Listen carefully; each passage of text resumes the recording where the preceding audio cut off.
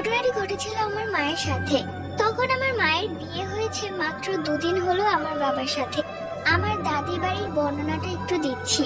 আমার দাদি বাড়ির পেছনে ছিল ভয়ঙ্কর শ্মশান ঘাট।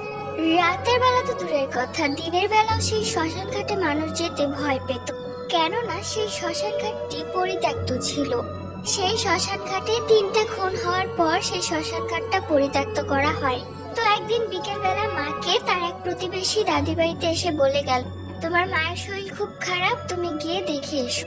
মা তাড়াতাড়ি তার কাজকর্ম শেষ করে সন্ধ্যার দিকেই রওনা দিল নানু বাড়িতে। এরপর নানুর কাছে কিছুক্ষণ থেকে রাতের বেলায় রওনা দিল শ্বশুর বাড়ি। নানু বারবার বলেছিল ওই পথটা ভালো না, তুই যাস না, কিন্তু মা শুনলেন না। হেঁটে হেঁটে শ্মশান ঘাটে আসার পর তিনি দেখলেন তার মতো হুবহু একজন সেই শ্মশান ঘাটে দাঁড়িয়ে আছে। এটা দেখে মা প্রচন্ড ভয় পেয়ে যায়। তো পরে বুকে ফু দিয়ে সামনে তাকাতেই কেউ